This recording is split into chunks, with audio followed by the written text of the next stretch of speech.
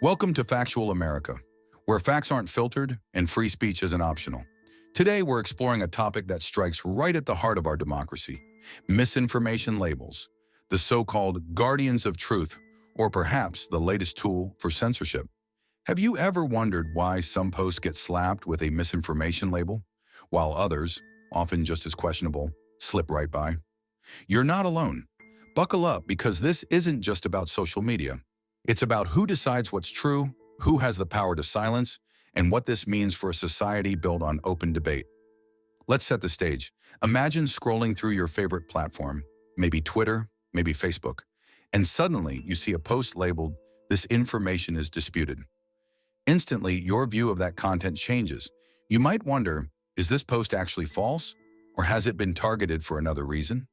The label is designed to inject doubt, to warn, or as some argue, to outright silence. On the surface, these labels sound like a reasonable effort to protect us from lies and propaganda. After all, no one wants their grandmother believing wild conspiracy theories. Or do we? But the question becomes, who's behind those labels, and are their judgments really as fair and balanced as they claim to be? This is where the story gets complicated. You might think that professional fact-checkers, dedicated teams of researchers, are combing through every post with scientific precision. The truth is less comforting. Most labels are applied by private tech companies, often relying on third-party organizations or increasingly automated algorithms. These entities are hardly transparent, and many have clear political or ideological biases. And here's where things get dicey. The criteria for what counts as misinformation are shifting sands. Today's scientific consensus can be tomorrow's debunked theory. Remember when it was unacceptable to suggest certain pandemic origins or question the effectiveness of lockdowns? Those topics were labeled as misinformation until the consensus changed, and suddenly they were worthy of public discussion.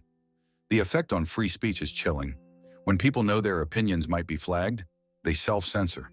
Some topics become untouchable, not because they're wrong, but because questioning them is out of step with prevailing social or political winds. This is a subtle but powerful form of censorship, not imposed by government, but by Silicon Valley gatekeepers. Let's dig into some real-life examples, because the power of these labels isn't just theoretical. In early 2020, Facebook flagged posts discussing the lab leak theory of COVID-19 origins as false. At the time, mainstream outlets dismissed it as a conspiracy. But a year later, major scientific institutions, along with respected news agencies, acknowledged that the lab leak hypothesis was plausible. Yet for months, debate was effectively silenced due to misinformation warnings. Think about the 2020 election. Stories around Hunter Biden's laptop were smeared with Russian disinformation and removed from Twitter and Facebook, preventing millions of Americans from viewing the content before the election. Months later, those same stories were verified by mainstream outlets. What was once misinformation is now plain information. Ask yourself, if this isn't censorship with a political slant, what is? So why does this matter? Because the ability to discuss, critique, and question is vital to democracy. When certain narratives are shut down by arbitrary labels, we all lose. The First Amendment may protect us from government censorship, but what about the unofficial censors operating within big tech? Let's not delude ourselves. Not every fact check is free from bias. Some organizations openly admit to pursuing specific agendas, often left-leaning, and those priorities seep into what does or doesn't get labeled. Studies have shown that posts from conservative outlets are more likely to be tagged than comparable posts from left-leaning sources. The process is not just flawed, it's lopsided. The irony, of course, is that labeling something as misinformation often has the opposite effect. It draws more attention. People become curious, suspicious, even rebellious. Many users now assume that a label means they're onto something controversial, not necessarily wrong. It's a classic case of the Streisand effect. Let's take a step back. The battle over misinformation labels isn't limited to the United States. It's a global phenomenon. In countries with fragile freedom of expression, these labels provide a convenient excuse for authoritarian crackdowns. Leaders can claim they're just protecting the public, but in reality, they're stamping out dissent. Western tech giants become willing accomplices. Back at home, there's the slow creeping normalization of this digital censorship. The argument goes, if you're not spreading lies, you have nothing to worry about. But who gets to define what's a lie? History is filled with ideas once ridiculed that we now take for granted. If our forefathers self-censored for fear of offending the king, America wouldn't exist. Right now, there's an unholy alliance forming between government agencies and big tech companies. Under the guise of combating disinformation, federal officials have pressured social platforms to suppress certain viewpoints. Congressional hearings have revealed emails and texts showing direct coordination. The line between private moderation and government censorship is getting blurrier every day. Let's not forget the algorithms. Unlike human moderators, they're faceless, unaccountable, and programmed by people who often have their own worldview. These algorithms don't just filter out content, they suppress certain voices, amplify others, and shape the entire conversation. If your post doesn't match the approved narrative, it might not see the light of day. You might ask, what's the alternative? Should we just let lies and propaganda run wild? Of course not. But the remedy for bad speech is more speech, not top-down decrees from Silicon Valley or DC. Let people debate, let ideas compete. Trust Americans to discern the truth, not some faceless committee. Slapping a label on content doesn't make it false.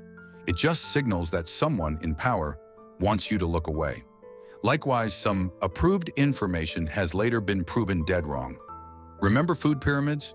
Or settled science about nutrition, drugs, or even foreign wars? Conformity, not curiosity, is the enemy of truth. Let's also address the bigger picture. The struggle over information is a proxy war for the future of our society. Do we trust individuals to think for themselves, or do we hand over the reins to credentialed elites and unaccountable algorithms?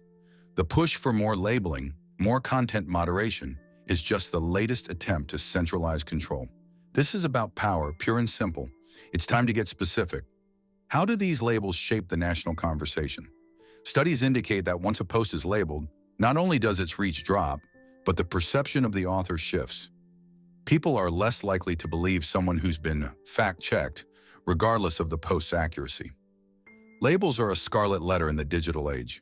In some cases, users have found themselves banned or deplatformed entirely, sometimes for sharing information later proven to be accurate. The appeals process is a nightmare. Automated messages, endless waiting, and no human insight. Lives and careers are being reshaped by the whims of a few tech titans. Due process? Forget it. Let's imagine a world where today's consensus is tomorrow's heresy.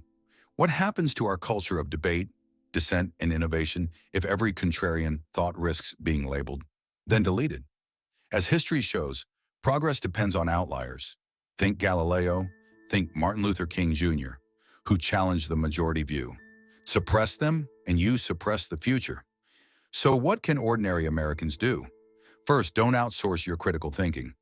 Read widely, challenge your own views, and don't be afraid of controversial topics. Demand transparency from tech companies and government officials. Support platforms that uphold free speech and resist the temptation to silence your political opponents. More importantly, realize that open societies are noisy, messy, and sometimes uncomfortable. That's the price we pay for liberty. Misinformation labels may seem like a small price to pay for safety, but in truth, they're the velvet glove on the iron fist of censorship. Once we normalize shutting down debate, regaining lost ground becomes nearly impossible. Let's wrap up. Misinformation labels aren't harmless. They're not just about stopping bad actors. They're about shaping public discourse. They're the new censors, clothed in the language of public safety. If you believe in the American experiment, self-governance, debate, dissent, then heed this warning. The road to soft tyranny is paved with good intentions and fact checks. If you found this discussion thought-provoking, hit that like button and subscribe to Factual America. But more importantly, I want to hear from you. Have you ever had your post labeled or taken down? And what was the impact? Do you think misinformation labels are necessary, or have they gone too far? Drop your thoughts in the comments below and let us know what topics you want us to cover next. Let's keep the conversation going, because your voice matters now more than ever.